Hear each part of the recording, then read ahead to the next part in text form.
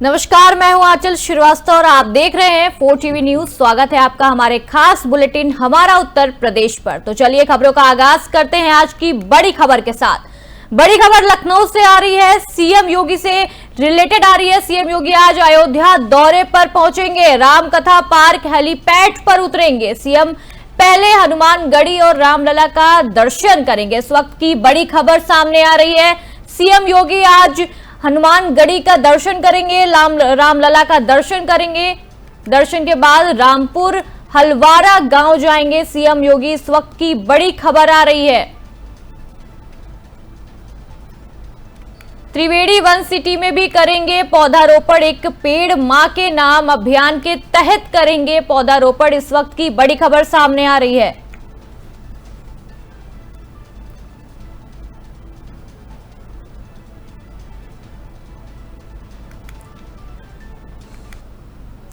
लखनऊ में समाजवादी पार्टी के मुख्यालय के बाहर एक बड़ा पोस्टर लगाया गया है, जिसमें राज्य सरकार के सरकारी प्राथमिक विद्यालयों के विलय के फैसले पर सवाल उठाए गए हैं। पोस्टर में लिखा है कि इस कदम से गरीब बच्चों की पढ़ाई पर असर पड़ेगा और गांव में शिक्षा व्यवस्था कमजोर होगी।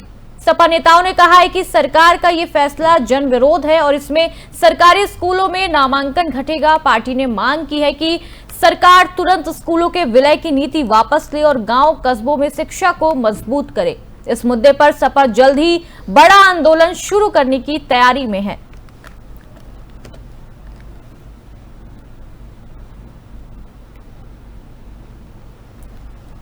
इसी की ज्यादा जानकारी के लिए हमारे साथ जुड़ चुकी हैं सपा प्रवक्ता पूजा मिश्रा जी। पूजा मिश्रा जी, आपका बहुत बहुत स्वागत है। पूजा जी, आपको मेरी आवाज आ रही है? जी जी, बिल्कुल आ रही है, बिल्कुल आ रही है। पूजा जी, जो मेरा पहला सवाल है वो है कि आपके पास क्या आंकड़े या प्रमाण है कि जो गरीब बच्चे हैं उनकी पढ़ाई पर इससे असर पड़ेगा? मतलब किस सबूत के साथ आप ऐसा कह रही हैं? क्यों नहीं पड़ेगा? आप जब बात करते हो कि जब हमारा राइट टू एजुकेशन के तहत जो स्कूल है प्राथमिक विद्यालय वो 1-1 किलोमीटर के अंदर में होना चाहिए और सरकारी आंकड़े हैं कि जो एवरेज बच्चे हैं हर स्कूल में वो 30 है। आपने उस आंकड़ों को बढ़ा दिया हुआ है। और आप बताइए कि जो प्राइमरी प्राथमिक विद्यालय में कौन जाता होगा? सरकारी स्कूल में कौन जाता होगा? ना वही जाता होगा ना जो एफर्ट नहीं कर पाता होगा प्राइवेट, वरना इतने सारे बच्चे प्राइवेट में जा रहे हैं। और 6 साल के बच्चे जाते हैं, 6 साल से, तो 6 साल का बच्चा जो 1 किलोमीटर जाता है उसका स्कूल आप वो बंद कर देंगे, 2 किलोमीटर पे कर देंगे, तो वो 6 साल का बच्चा क्या स्कूल जा पाएगा क्या? बच्चियों को कोई भेजेगा क्या गाँव की? तो जो गरीब लोग होते हैं उनके सामने उनका बच्चा खेलता हुआ दिखता है कि हाँ ठीक है स्कूल पहुंच गया, तब तो वो स्कूल भेजते हैं। आपको नहीं लगता है कि स्कूल खुलने चाहिए थे और नहीं खुल रहे थे तो कम से कम उसमें अभियान चलाने चाहिए थे, छात्रों की संख्या बढ़ानी चाहिए थी? ये स्कूल बंद होना है तो मर्जिन फालतू का नाम दिया जा रहा है, मर्ज थोड़े कर रहे हैं, बंद कर दे रहे हैं स्कूलों को। अब आपकी मर्जी है, आप 2 किलोमीटर तक अपने बच्चों को भेजिए, 5 किलोमीटर तक अपने बच्चों को भेजिए, नहीं भेजना तो फिर प्राइवेट स्कूल है वहां भेजिए।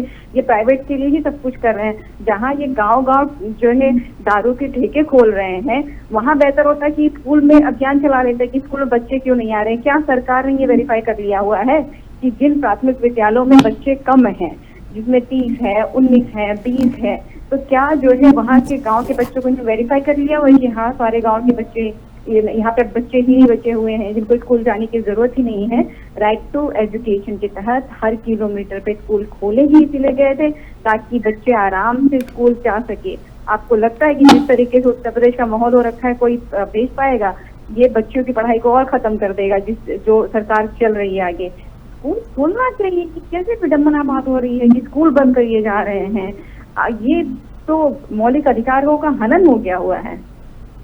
जी, तो आपको क्या लगता है कि जिस तरीके से सपा आंदोलन कर रही है इससे सरकार पे प्रभाव पड़ेगा?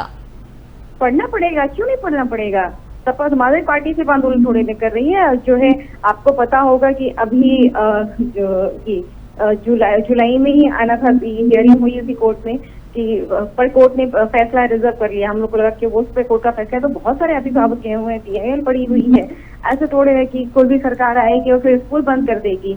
स्कूल बंद करना ये मौलिक अधिकार का हनन है। स्कूलों को खोला ही इसलिए गया हुआ था ताकि एजुकेशन को पहुंचाया जा सके घर घर तक। आपको लगता है कि क्या पूरे हमारे जो है उत्तर प्रदेश में लिटरेसी रेट इतनी हो गई है कि प्राथमिक स्कूलों को बंद कर दिया जाए?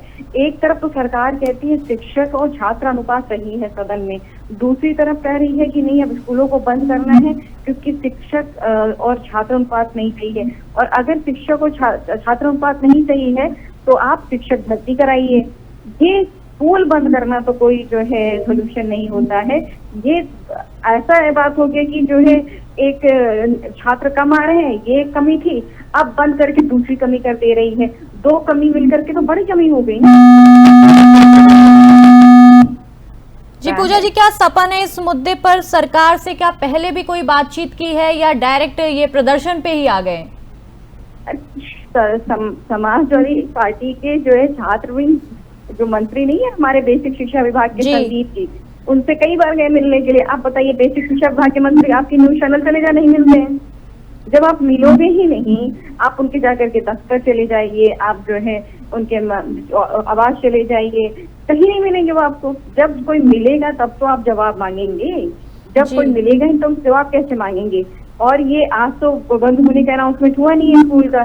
आपको भी पता है कि गोरखपुर का जो पहला स्कूल रहा जिसमें 9 बच्चे थे उसको बंद कर दिया गया, उसको जो है एक साइड वाले स्कूल में कह रहे हैं मर्ज कर दिया गया। बच्चे मर्ज क्या होता है? आपने बंद किया, जिनको इच्छा होगी वो बाजू वाले स्कूल में जाएंगे आगे जा करके, जिनको नहीं इच्छा होगी, जो नहीं अफोर्ड कर पाएंगे वहां तक भेज देगा, वो नहीं भेजेंगे। बस थोड़ी चलती है। वो छात्र हैं जो पढ़ने जाते हैं प्राथमिक विद्यालय में जिनकी आर्थिक स्थिति सही नहीं होती है, वो जिनको आप जो है राशन दे रहे हैं, जिनके बच्चों को आपको यूनिफॉर्म देना है, जिनके बच्चों को आपको मिड डे मील देना है, वो बच्चे जाते हैं वहां पे। आप जो है उनका डिस्टेंस आगे बढ़ा देंगे। 6 साल के नौनिहाल कैसे चल के जाएंगे? पैदल जाने वाले बच्चे हैं। आप सोचिए कि जो 6 साल के बच्चे हैं जो अपने घर से बगल स्कूल जाया करते थे, अब उनको दूर भेज दिया आपने, वो पैदल चल के जाएंगे कैसे? उनके आने जाने की सेफ्टी कौन देखेगा? ये वो बच्चे तो है नहीं ये बस से जाएंगे, गाड़ी से जाएंगे। ये पैदल वाले बच्चे हैं और पैदल वाले बच्चों का ही आप हनन कर रहे हैं अधिकार का। लेकिन पूजा जी, सरकार का जो इसमें कहना है कि कुछ कम बच्चे थे या वो विद्यालय चल नहीं पा रहे थे। कैसे नहीं चल पा रहे थे आप बताइए? विद्यालय कैसे नहीं चल पा रहे? ठेके चल पा रहे हैं। आपको जानकारी नहीं है क्या कि हर गांव ठेके खुले हुए हैं? इन्होंने क्या निकाला है कि हर 2 गांव में एक ठेका खोला जाएगा शराब का। वो सही है। यहाँ कॉलेज के पास में जो है 10 कदम की दूरी पे इन्होंने शराब का ठेका खोल दिया हुआ है। ये ध्यान ही नहीं रखा हुआ है कि ये यहाँ पे कॉलेज है, बच्चे पढ़ने जाते हैं, यहाँ माहौल क्या कर रहे हैं हम। ये ज्यादा जरूरी है। अगर बच्चे वहाँ पे कम थे और अगर शिक्षक अनुपात कम है तो आपको क्या करना चाहिए था? जब जो है प्राथमिक विद्यालय खुले हुए थे तो क्या बच्चे पहले से आने लगे थे क्या? शुरुआत में जब प्राथमिक विद्यालय खुले, जब अभियान चलाया गया, पहले की पूर्व की सरकारें थी, स्कूल चलो यह नारा है, स्कूल चलो अभियान चलाया करते थे। अब स्कूल बंद करो अभियान चल रहा है। जब ये स्कूल खोले गए हुए थे तो क्या उसमें बच्चे को भर आते ही थे कि 100 बच्चे आ रहे हैं, 150-200 बच्चे आ रहे हैं? नहीं आते थे ना। वो तो अभियान चला करके एक बच्चों से शुरुआत करके बच्चे रह गए। एक तो आपकी कमी की बच्चे नहीं आ रहे हैं, आप उस पर काम नहीं कर रहे हैं, और बच्चे आपने शिक्षक रखे नहीं है। अब बच्चे जो शिक्षक हैं भी 5000 स्कूल ऐसे हैं जो एक शिक्षक पे चल रहे हैं। एक शिक्षक मतलब आप सोचिए 5 अगर क्लासेस चलती हैं प्राथमिक विद्यालय में तो कम एक स्कूल में 5 शिक्षक तो चाहिए होंगे ना मिनिमम, कि एक समय में 5 की अलग अलग क्लासेस चलाई जा सके।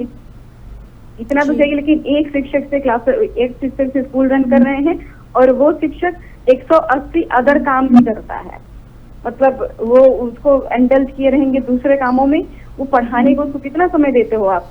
और अब कह रहे हैं कि कहाँ बात हो रही थी कि स्मार्ट क्लासेस बनाए जाएंगे और लाइब्रेरी बनाई जाएगी, और कहाँ हम बातें कर रहे हैं। देखिए जिस समय बात कर रहे हैं, ये होना चाहिए था कि सरकार में जो है 5000 नए स्कूलों में स्मार्ट क्लासेस बनाया, सरकार ने 5000 स्कूलों में जो है लाइब्रेरियां खोली। हम आप इस पर डिस्कशन नहीं कर रहे हैं, ये सब अनाउंसमेंट में रह गया हुआ था। हम कर सकते रहे डिस्कशन। सरकार जो है स्कूल बंद कर रही है। ये स्कूल बंद करना ही जो है अपने आप में बहुत भयावह और डरावना शब्द है। लेकिन पूजा जी, इसमें सरकार का कहना है कि इस कदम से शिक्षा की जो गुणवत्ता है वो सुधरेगी, इसमें संशोधन आएगा। उनका तो ये कहना है। इस पे क्या संशोधन आएगा बताइए? टीचर बदल जाएंगे? जब आप ये स्कूलों को बंद करेंगे तो क्या शिक्षक बदल जाएंगे? कैसे गुणवत्ता आएगी? गुणवत्ता तो तभी आती ना जब स्मार्ट क्लासेस आप चालू करते हैं, लाइब्रेरी चालू करते हैं। मैं वही तो कह रही हूँ। हम इस पे अगर डिस्कशन कर रहे होते तो हम कहते भाई बढ़िया सरकार काम कर रही है। हम यहाँ डिस्कशन गुणवत्ता पे कर कहाँ रहे हैं? बताइए, सरकार ने कौन सी गुणवत्ता की चीज आपको बताई? सरकार ने बोला कि हम इतने स्कूल बंद कर रहे हैं। लेकिन सरकार, देखिए पूजा जी, सरकार का ये कहना है कि स्कूल बंद किया नहीं जा रहा है, बल्कि जो 200-500 मीटर की दूरी पर एक बेहतर सुविधाएं उपलब्ध कराई जा रही। सरकार का तो ये कहना है। क्या बात कर रही हैं? हर एक किलोमीटर पर स्कूल बना हुआ है, नहीं बंद हो रहा है स्कूल। तो आप बताइए, जो गोरखपुर में जो एक स्कूल था, मैं प्राथमिक विद्यालय का नाम भूल जा रही हूँ, वो बंद करके दूसरे स्कूल में बच्चों को लेके जा रहे हैं। आप लेकर के चले जाएंगे बच्चे को? अगर पेरेंट्स को लगता है कि 2 किलोमीटर हम बच्चे को पैदल नहीं भेज सकते तो आप लेकर के चले जाएंगे? आप बताइए। आप 1 किलोमीटर वाले स्कूल में तो बच्चे ला नहीं पा रहे हैं, और आप कह रहे हैं गुणवत्ता के नाम पे आप 2 किलोमीटर 5 किलोमीटर वाले स्कूल में बच्चों को लेकर के आएंगे। आपको लगता नहीं है कि सरकार बिना सर पैर की बात कर रही है? गुणवत्ता की ही बात होती तो उसी स्कूल में बच्चों को बढ़ाते नहीं, बच्चों का भविष्य के बारे में सोचते नहीं। स्कूल बंद कर रहे हैं, मर्ज कहाँ कर रहे हैं? आप बताइए कि जिसको लगेगा कि उसका बच्चा 2 किलोमीटर नहीं जा सकता है, वो क्यों भेजेगा पैदल बच्चों को? ये प्राइवेट स्कूलों को जगह दे रहे हैं। जो उत्तर प्रदेश सरकार का, पूजा जी, ये कहना है, पूजा जी, उत्तर प्रदेश सरकार का ये कहना है कि जो 1.40 लाख सरकारी प्राइमरी स्कूल हैं और जो अपर प्राइमरी स्कूल हैं, उसमें लगभग 29,000 स्कूल में 50 या उससे भी कम छात्र हैं। उत्तर प्रदेश सरकार का ये कहना है, और इस वजह से ये जो कदम उठाया जा रहा है वो भी इस वजह से उठाया जा रहा है। आप जो छात्र नहीं पढ़ा रहे हैं और आप स्कूल बंद कर रहे हैं, ये कौन सा कदम होता है? अगर बच्चे स्कूल तक नहीं आ रहे हैं तो प्राथमिक स्कूलों की सुविधाएं बढ़ाई जाएं। अगर बच्चे को ये बताइए कि यूनिफॉर्म भी हम देंगे, मिड डे मील भी हम देंगे, किताब भी हम देंगे, ये क्यों सरकार की तरफ से योजनाएं आई थी? मुफ्त शिक्षा हम देंगे, क्यों आई थी योजना? इसीलिए ना, ताकि छात्र पहुंचे स्कूल तक। अगर स्कूल ही बंद कर देंगे, पहले की सरकारें भी कह देती कि भाई छात्र आज में 2 बच्चे हैं, अब ये स्कूल बंद कर दिया जाए, तो आपको लगता है हम और आप पढ़ करके यहाँ तक पहुंचे होते? अगर जो भावना अभी वर्तमान की सरकार की है वही भावना पिछली सरकारों की भी होती, तो आप बताइए। ये बहुत गलत डिसीजन है। ये डिसीजन कैसे लिया सरकार ने, किन बुद्धिमान लोगों ने दिया, समझ नहीं आता है। मैं तो कह रही हूँ, सरकार का जो है सरकारी आंकड़ा है कि एवरेज बच्चे हर प्राथमिक विद्यालय में 30 है। आपने एवरेज से भी ऊपर का मार्जिन ही रख दिया। आपकी तो मनसा है कि ज्यादा से ज्यादा स्कूल बंद करें, जब आपका खुद सरकारी आंकड़ा कहता है कि हर एक प्राथमिक विद्यालय में मैक्सिमम 30 बच्चे हैं। तो एवरेज 30 बच्चे हैं, तो आपने 40 क्यों रख दिया? आपको 20 रखना चाहिए था, 10 रखना चाहिए था जी। जब एवरेज तो पिलो तो करिए, जब आपको पता ही है कि एवरेज बच्चे आपके स्कूलों में इतने हैं, इसका मतलब अगर आप उसके ऊपर जा रहे हैं, 40 जा रहे हैं, 50 जा रहे हैं, तो आपकी मनसा ही है कि हमको स्कूल बंद करना ही है, चाहे जो हो जाए। ये स्कूल बंद करना किसी भी हालात में, किसी भी सूरत में। लेकिन पूजा जी, अगर हम एक तरीके से देखें कि 50 चीजें बहुत ज्यादा हैं और उसमें अगर हम 30 चीजें कर दें और वो कम है लेकिन बेहतर है, तो 50 चीजों से 30 चीज तो बेहतर होगी ना। हम कह रहे हैं कि अमेरिका बेहतर है, इससे हमारे क्या फायदा? हम पहुंच सकते हैं क्या अमेरिका में पढ़ने के लिए? वहाँ बताइए आप। हम कह रहे हैं कि लंदन में कुछ चीज बेहतर है, हम ये पहुंच जाएंगे वहां पे। जब गांव का बच्चा पहुंचेगा ही नहीं स्कूल तक, तो आप बेहतर करके करेंगे क्या जी? पहले तो जरूरी है ना कि कोई स्कूल पहुंचे। मैं खाना बना करके बहुत सुंदर सा अच्छा सा रखे रहूं परोस करके, और रास्ता बंद कर दूं आने के लिए। मैं भाई 2 ही रोटी बनाए रहूं, दाल चावल ही बनाए रहूं, पर रास्ता तो रहे आने के लिए, पहुंचे तो सही व्यक्ति। यहाँ तो आप बंद कर रहे हैं रास्ता ही। बच्चा स्कूल पहुंचेगा नहीं, आप कह रहे गुणवत्ता वाली शिक्षा देंगे। किसको देंगे? जिनको गुणवत्ता वाली शिक्षा मिलते चली आ रही है, जो प्राइवेट स्कूल में जा सकते थे, जो प्राइवेट स्कूल में जा रहे हैं, जो बड़े बड़े स्कूलों में पढ़ रहे हैं, उनको जरूरत नहीं है। जरूरत तो इनको ही है, जो वहाँ पे 10 बच्चे पढ़ रहे हैं, जहाँ पे 30 पढ़ रहे हैं, जो 50 पढ़ रहे हैं, इन्हीं को तो जरूरत है। अगर किसी स्कूल में एक बच्चा भी पढ़ रहा है तो आप बंद नहीं कर सकते। आप जापान से जो है अपने आप को कंपेयर करते हैं। जापान में एक ट्रेन जो है सिर्फ इसलिए चलती रही क्योंकि एक बच्ची उस ट्रेन से स्कूल जाती थी, बस एक बच्ची के लिए, और वो रूट बंद हो रखा हुआ था। कि जब तक इसकी स्कूलिंग खत्म लेकिन नहीं हो पूजा जी, जाती है, ये एक ट्रेंड बच्चा चलता एक रहेगा। स्कूल में कैसे पढ़ सकता है? मतलब सोचने वाली केरला बात का है। नहीं, वो केरला क्या का भी सीखेगा? केरला में प्राथमिक विद्यालय है, वो जो है एक बच्चे के लिए चलता है, आपको पता नहीं है? अभी आपने बोला कि अगर अमेरिका में कोई चीज है तो जरूरी है कि वो हम इंडिया में भी लेके आए। वैसे ही अगर नहीं, मैं केरला कह में रही कोई कि चीज है, अमेरिका में मत लेकर के आइए ना, फिर कंपेयर मत करिए, मत लेकर के आइए। हम तो कह रहे हैं अमेरिका में जो चीजें मत लेकर के आइए, उसको वहीं रहने दीजिए, पर हम पहुंच ही नहीं सकते ना वहाँ पे। जी आप मत लेकर के आइए, पर स्कूल बंद मत करिए ना। आपको पता होगा केरला में, कर्नाटका में प्राथमिक विद्यालय जिसमें एक बच्ची पढ़ती है। अब स्कूल बंद करके आप उस एक बच्ची का तो हनन नहीं कर सकते ना अधिकार का। जी। तो अगर पूजा यहाँ तो जी, बच्चे पढ़ ही रहे हैं। सपा की क्या मांगे हैं? अगर हम, ये मेरा आखिरी सवाल है कि आखिर सपा की मांगे क्या हैं?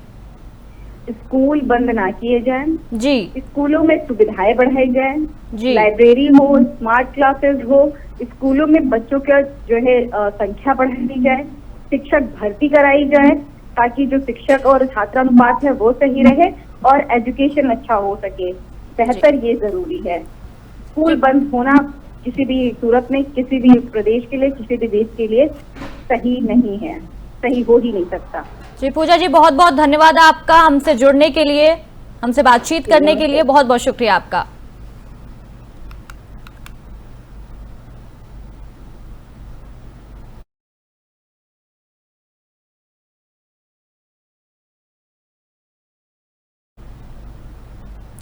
अगली खबर गोंडा से आ रही है। गोंडा में उत्तर प्रदेश के उप मुख्यमंत्री ब्रजेश पाठक ने देवी पाटन मंडल के सभी अस्पतालों और मेडिकल कॉलेजों की समीक्षा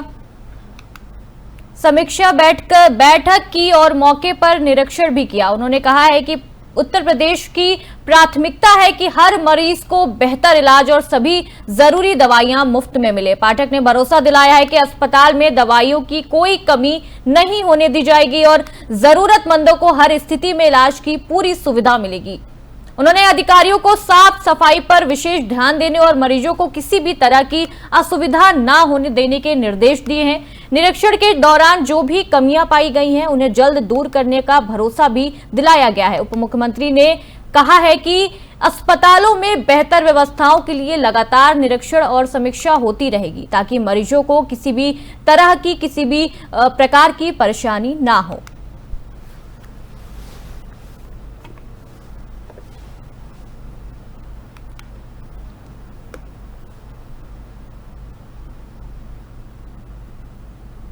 उत्तर प्रदेश में मुख्यमंत्री योगी आदित्यनाथ की अगुवाई में चलाई जा रही आकांक्षात्मक विकास खंड योजना के तहत वर्ष 2024-25 की डेल्टा रैंकिंग जारी कर दी गई है। इस रैंकिंग में जालौन जनपद के जालौन और रामपुरा, गाजीपुर के देवकली, कुशीनगर के विष्णुपुरा और मिर्जापुर के मेडिहान विकास खंडों ने बेहतरीन प्रदर्शन करते हुए टॉप 5 में जगह बनाई है।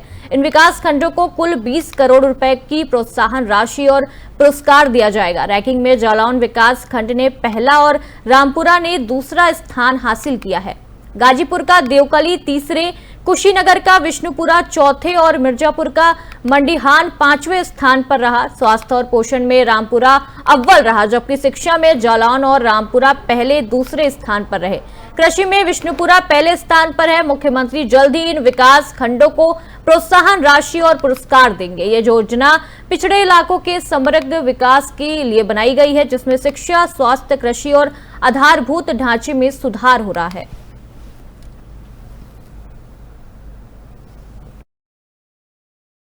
हमारे दो जनपद में 2 ब्लॉक हैं, एक रामपुरा है और एक जालौन है। दोनों आकांक्षात्मक ब्लॉक हैं।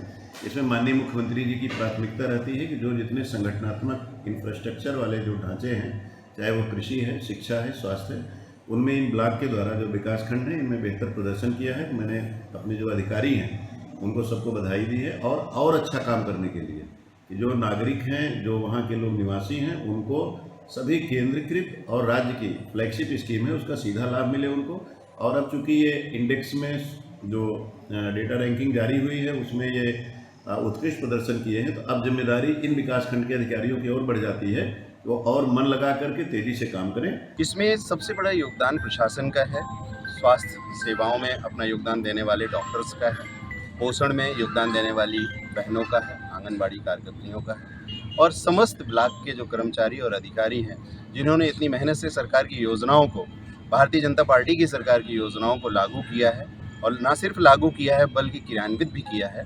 तो ये सारा श्रेय उन सभी को जाता है, अंततः क्षेत्र की सभी जनता को, क्षेत्र पंचायत सदस्यों को और प्रधानगणों को, जिन्होंने इस सारी सामाजिक कार्य में, सरकार के कार्य में जनसहभागी किया, सहभागिता की और इस कार्य को संपूर्ण किया। निश्चित तौर पर मैं कहना चाहूँगा कि ब्लॉक प्रमुख और वहाँ जो उनके सहयोगी टीम है, उनकी ये पूरी मेहनत है, जिसकी वजह से आज रामपुरा ब्लॉक ने प्रदेश में द्वितीय स्थान प्राप्त किया है। और निश्चित तौर पर ये उनकी मेहनत का काम है कि उनकी जिस तरीके से कार्य करने की शैली है, लोगों को अपने साथ जोड़ने की शैली है, चाहे वो विकास कार्य हो चाहे कोई भी कार्य हो, इस वजह से आज वो स्थान उन्होंने प्राप्त किया है। हमारे दो जनपद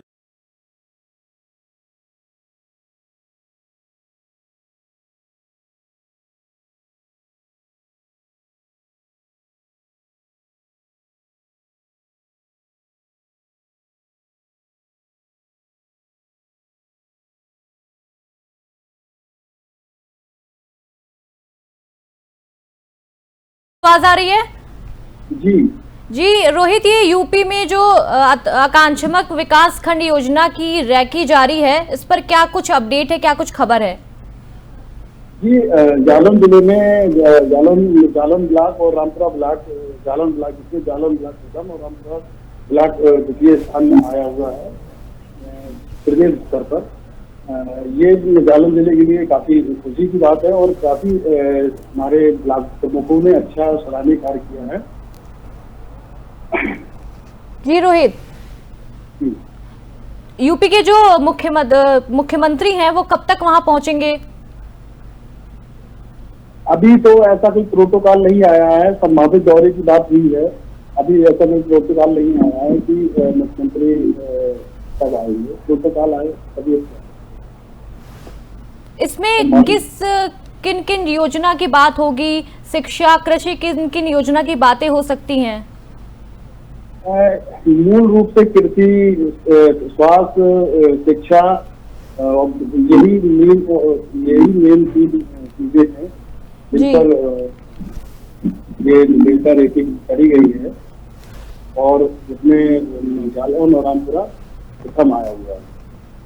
जी रोहित, बहुत बहुत शुक्रिया आपका हमसे जुड़ने के लिए।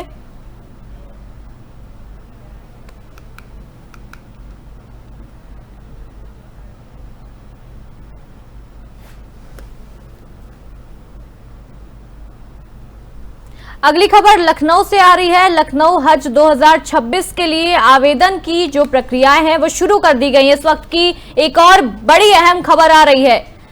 हज 2025 का आवेदन शुरू कर दिया गया है। हज कमेटी ऑफ इंडिया ने घोषणा जारी की है कि 31 जुलाई तक ऑनलाइन आवेदन कर सकेंगे।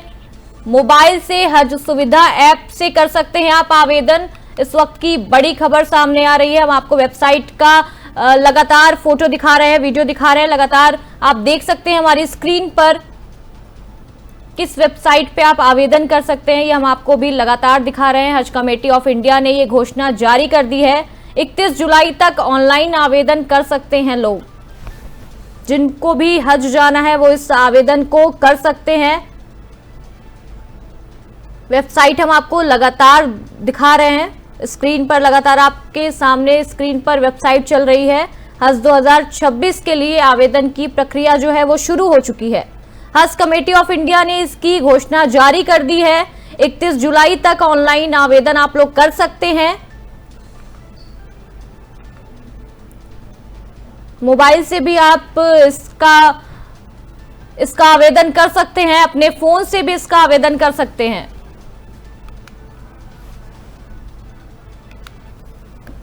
उत्तर प्रदेश एसटीएफ ने अलीगढ़ में बड़ी कार्रवाई करते हुए अवैध हथियार बनाने वाली एक फैक्ट्री का खुलासा किया है। एसटीएफ की टीम ने छापेमारी कर भारी मात्रा में हथियार और हथियार बनाने के उपकरण बरामद किए हैं। इस दौरान पुलिस ने मौके से कई आरोपियों को गिरफ्तार कर लिया है, जिसमें पूछताछ अभी भी जारी है। एसटीएफ को लंबे समय से इस अवैध फैक्ट्री की जानकारी मिल रही थी, जिसके बाद प्लान बनाकर कार्रवाई की गई। अधिकारियों का कहना है कि इस फैक्ट्री से अवैध हथियार कई जिलों में सप्लाई किए जाते हैं। पुलिस अब नेटवर्क से जुड़े बाकी लोगों की तलाश कर रही है। इस खुलासे के बाद इलाके में अवैध हथियारों के धंधे पर बड़ी चोट मानी जा रही है।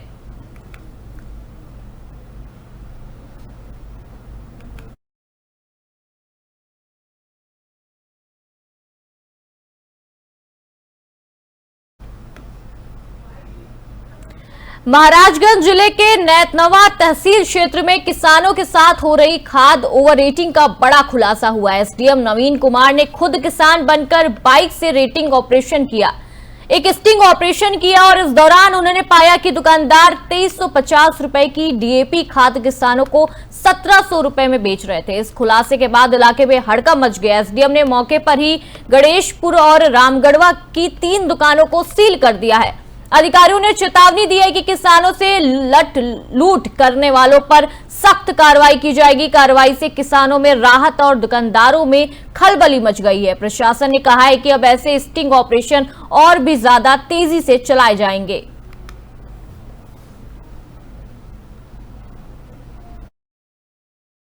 देखिए, खाद की बिक्री को लेकर के जो अभी किसान है हमारे पास प्राय शिकायत आ रही है कि जो यूरिया का रेट है वो 266 रुपया जैसा सरकारी रेट है, लेकिन 400 रुपये तक का रेट ओवर रेटिंग करके बेचा जा रहा है। इसी प्रकार का जो डीएपी है वो भी 1320 का रेट है, लेकिन लोग ये शिकायत कर रहे हैं कि 1700 का रेटिंग करके बेच रहे हैं।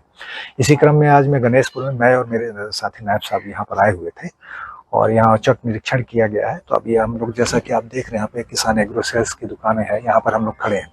तो यहाँ एक लड्डू प्रसाद कृषक है, उनके द्वारा 1700 की डिमांड की गई है डीएपी के लिए, जो प्रथम दृष्टया गलत है। इसके अलावा इनका स्टॉक रजिस्टर भी देखा गया है, तो स्टॉक रजिस्टर में भी नियमतः इन लोगों को, जो काश्तकार हैं, उनके मोबाइल नंबर दर्ज करने चाहिए, लेकिन इनके द्वारा उसका औपचारिकताओं को पूर्ण नहीं किया गया है। तो इन सब चीज़ों को, कमी को देखते हुए इनके ऊपर जो भी विधिक कार्रवाइयाँ की जाएगी। सर, कितने दुकानों पे कार्रवाई आज जो है मेरे द्वारा 3 दुकानें देखी गई हैं, मेरे और नायब साहब के द्वारा। तो अभी पहली दुकान है, इसके अतिरिक्त 2 दुकानें और हैं, वहाँ पर भी उनके ऊपर कार्रवाई की जाएगी। उन पे भी अगर दोषी जो भी कमियां पाई जाएंगी उन पे कार्रवाई की जाएगी। देखिए, खाद की बिक्री को लेकर के जो अभी किसान है हमारे पास प्राय शिकायत आ रही है कि जो यूरिया का रेट है वो 266 रुपया जैसा सरकारी रेट है, लेकिन 400 रुपये। पीलीभीत से एक हैरान कर देने वाला मामला सामने आया है, जहां वासित खान नाम के युवक ने दोस्त से पैसे ना मिलने पर बेंगलुरु से बाइक चुरा ली और करीब 2000 किलोमीटर का सफर तय कर बाइक लेकर अपने गांव पहुंच गया। मामला थाना जहानाबाद के परशेवा गांव की टेढ़ी पुलिया का है, जहां पुलिस चेकिंग कर रही थी। इसी दौरान पुलिस ने संदिग्ध बाइक को रोककर चेक किया तो पता चला कि बाइक बेंगलुरु से चोरी की गई है। पूछताछ में वासित ने कबूल किया कि वो बेंगलुरु में सलमान उर्फ तबरेज के यहाँ काम करता था। दोस्त से पैसे ना मिलने पर उसने सलमान के घर से बाइक चुराई और 27 जून को बाइक लेकर पीलीभीत लौट आया। पुलिस ने ई चालान ऐप से जानकारी जुटाई तो बाइक बेंगलुरु के चिकटा ठिम्मा गोलाहल्ली के मालिक किरणी की निकली। फिलहाल पुलिस ने मामला दर्ज कर आरोपी को जेल भेज दिया है और बाइक जब्त कर ली है।